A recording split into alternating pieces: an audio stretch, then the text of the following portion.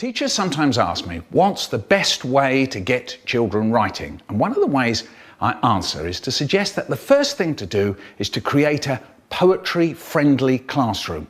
In other words, you can't really talk about writing poems that matter unless you make a classroom a place where poems are welcome. I usually suggest in my workshops that there are many ways of doing this, and I can suggest some, but it's usually a good idea if teachers and the whole school think of ways that this can be done.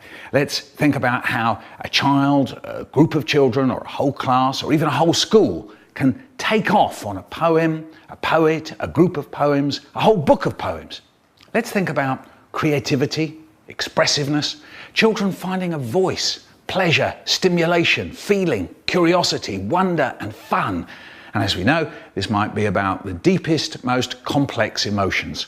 Something quite abstract and philosophical, or sometimes something quite silly and absurd. Now here's some I suggest.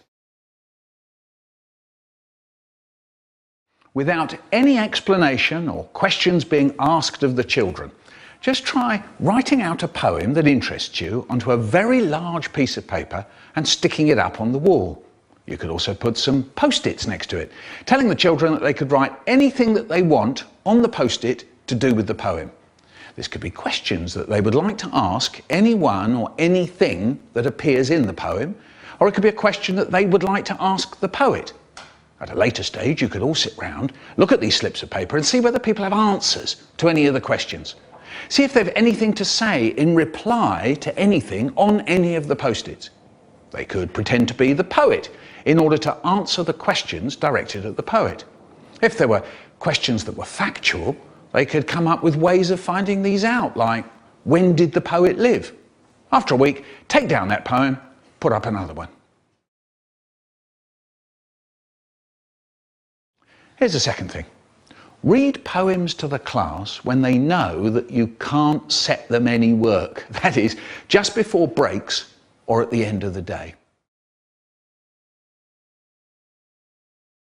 A poetry swap is a deal you can strike with children where you take it in turns to read poems. So the teacher reads one, a child reads one.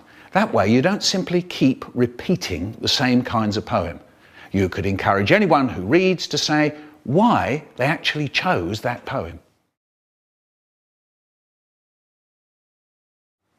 You create an instant poetry show. You divide the class up into 3s and 4s. Each group chooses a book of poems and a poem from inside the book. Then, in 20 minutes, they choose a poem to present to the rest of the class. They can do this in any way they like. So it could be reading the whole poem together, or it could be doing a mime and reading all or some of the poem. It could be taking a line or two and making up a song or a dance to it. It could be dividing the poem up into different voices, solo and chorus. Could be using musical instruments and percussion of some kind. Discuss with the children the different ways they could perform the poems. Mime, dance, song, using instruments, cutting bits out of the poem, adding in repetitions that aren't in the original poem, turning some of the scenes of the poem into a tableau where the children pretend to be a photo or a painting, and the rest. The children could make poem posters. Take a poem and work out a way of turning it into a poster that could go up on the wall in the school for a while. The more often these change, then children in the school get the idea that there are hundreds of poems out there and you don't have to just stick with just a few. Poems are great ways to start work on other art forms. Pottery, painting, dance, drama, music, film. They're great platforms for starting creative work in many different kinds of ways.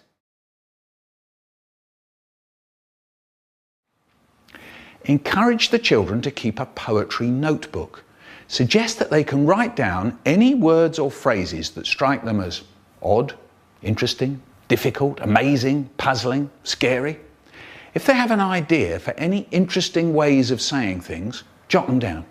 If they come across a phrase, a verse, a line from anything they've read anywhere, it could be poetry, the newspaper, a street sign, anything, jot it down. Write out poems or parts of poems in the notebook too. And to help them, you could make a public notebook that's up on the wall in the classroom where you can write things that you've noticed.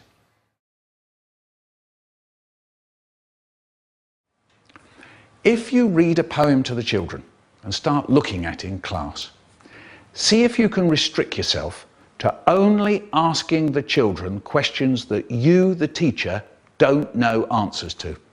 So instead of asking things like count the adjectives or what kind of poem is this and the like, how about asking, does this poem remind you of anything you've ever read before or anything you've ever seen on TV or on a film? Does anything in the poem remind you of anything that's ever happened to you? What kinds of things going on in the poem are similar to things you've read before or similar to things that have happened to you? And what kinds of things are different? As with the post-its around the poem that you've put up on the wall, you can say, what kinds of questions would you like to ask of anyone or anything in the poem and or of the poet? Is there anyone in the room who would like to have a go at answering these? Sometimes it helps to act this out as an interview here. So like if you say you were interviewing Humpty Dumpty about how he felt about no one being able to put him together. If we can't come up with answers ourselves, is there anywhere where we could go to find answers? Books? On the internet? Anywhere where we could find out more about the author or the time and place that the author lived through? Are there any patterns or shapes in the poem that anyone wants to talk about? Do you like these or not? You could ask if anyone can see what I call secret strings. A secret string is anything that links one word or phrase to any other. As we know, the most common of these is rhyme, but of course there's also rhythm. There's also the length of a sentence or a length of a line that might get repeated. The repetition is the secret string. Or you get repetitions of a sound, a phrase, an image, and any kind of pattern. Quite often, the more you look, the more you find. Make it clear that you haven't seen the secret strings that they've seen.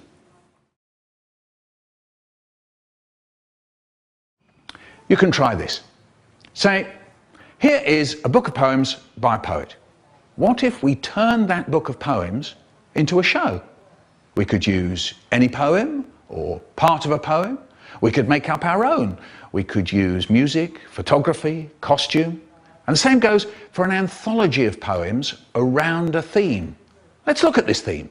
Can we make up some poems on this theme? Let's make a show of some of the poems in the book, mixing it with the poems that we write.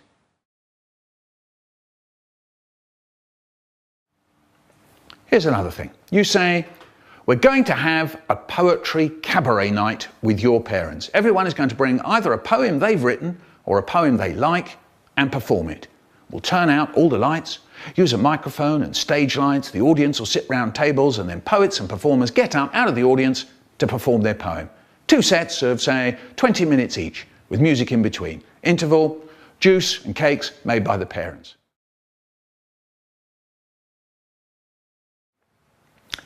Turn the poems that the children write into poetry booklets and books and display these alongside the poetry books that you've got in your classroom.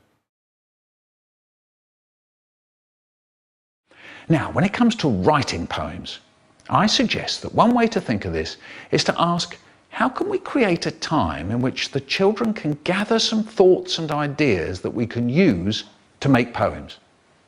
One way is to think that the resources we have at hand are the things we say, or that other people say to us, the things we can see going on, the things we hear, the things we think, the things we feel, the things that we're doing ourselves if we're in the scene in question.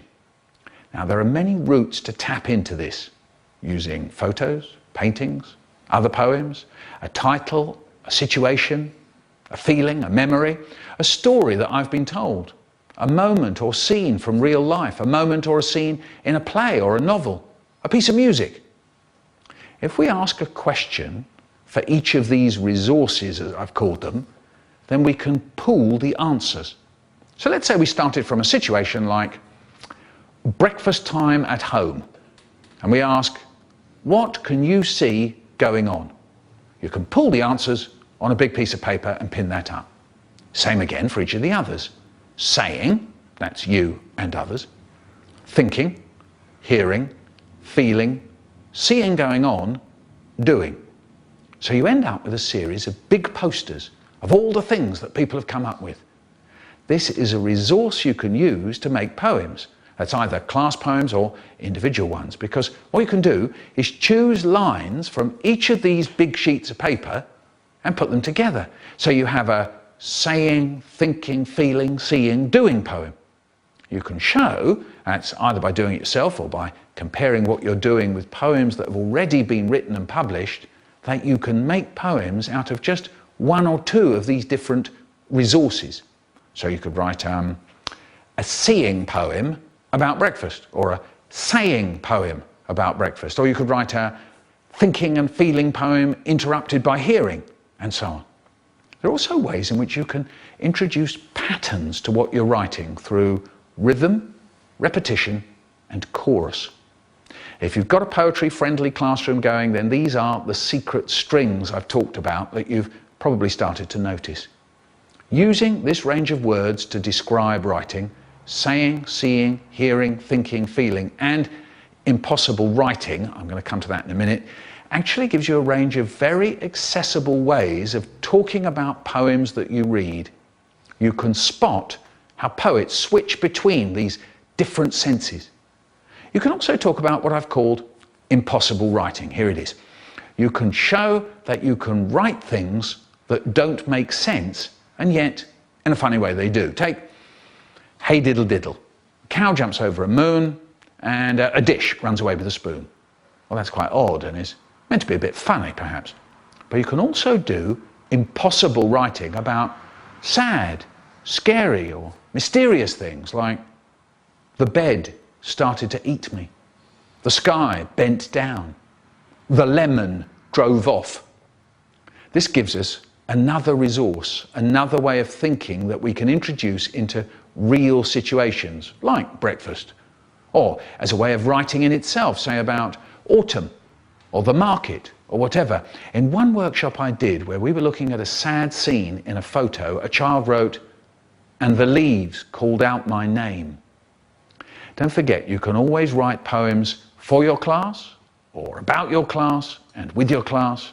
Don't forget, there are fantastic resources to help you with poetry. You can invite a poet to come to your school. There's bound to be poetry readings at a local book festival. There are poetry CDs, videos, and websites like the Poetry Archive. I'm sure that any of you coming to this webpage can think of plenty of other ways of making poetry-friendly classrooms and schools, and I hope you'll contribute something here. I'm really looking forward to seeing what you suggest, and I hope that we can have a national or even international dialogue about great poetry and great poetry sessions in our schools.